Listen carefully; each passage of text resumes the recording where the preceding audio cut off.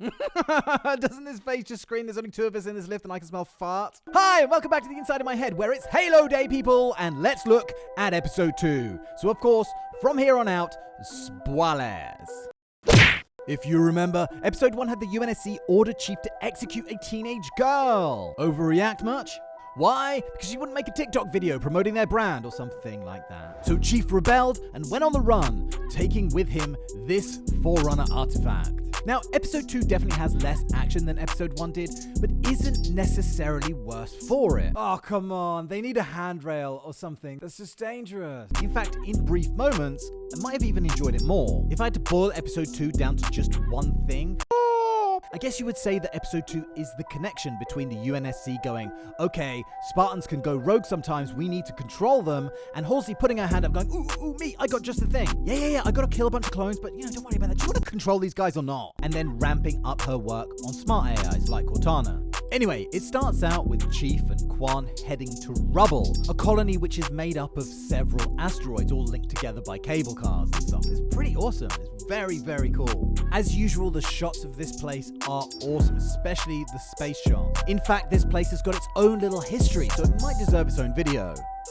It's here that they meet Soren 66, who Master Chief had intended to escape the Spartan program with, but ended up dobbing him in. What's going on there? Soren takes the Chief to see this guy, whose name I think is Reza, who is one of the few people to have survived a visit to a Covenant ship, but seems to know a hell of a lot. Like he knows everything about the Covenant's quest to find all the artifacts, but somehow he also knows that the Halo rings are weapons.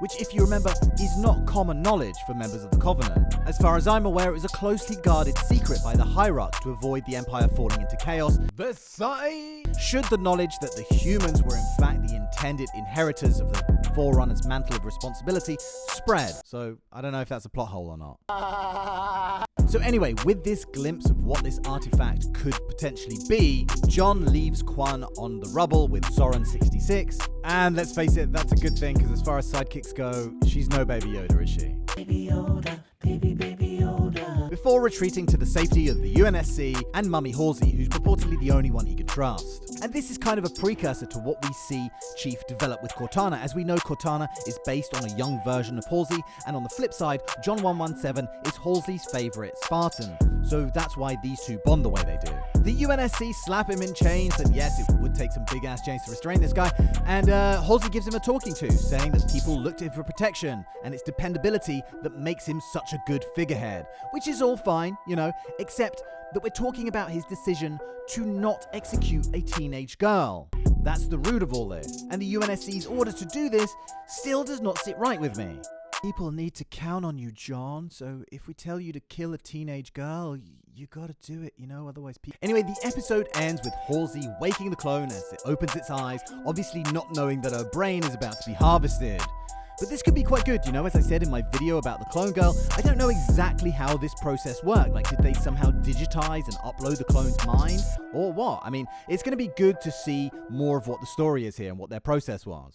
There was one interesting aspect where this guy and Soren 66 touched the artifact themselves, expecting it to, light up and do its thing, but it didn't. It's only the Chief that could bring it to life. And it's mentioned somewhere in episode 1 that Makee can do this as well. So what is it about them that can trigger this device, whereas normal humies can't? We got to see Herman Gottlieb being an evil bastard and executing a bunch of dissidents. He's the new leader on Madrigal. And I was wondering why they would spend time going back to Madrigal when, it's not that interesting and it's not exactly integral to the plot. But then I remembered that actually Madrigal gets glassed at some point. I can't remember exactly where in the timeline. We get some unexpected side boob, that's always a pleasant surprise, as Makee looks at her human form, kind of like really uncomfortable and trying to remember what she actually looks like, as well as these nasty scars. One bit that did piss me off was when Chief was about to explain slip space travel, and he starts off by saying, "Think of space as a ball of yarn with each string." And then what's-her-face just cuts him off. She's like, boring. I was like, fuck you! I was listening to that. I want to know how that works. So although this episode was quite a bit slower, I do feel like the direction of the whole thing has become a little bit clearer now, so I'm happier with where it's going. Oh, and yeah, of course, I've got to talk about the helmet issue. because, yeah, it's an issue. He couldn't have spent more than 5 minutes of this episode in the helmet, and it gets to the point where when he puts it back on, you go, oh god, yeah, it's Master Chief. I almost forgot. And when he's got the helmet on, it all works. Like, I'm fine with it all. So how does this episode compare to episode 1?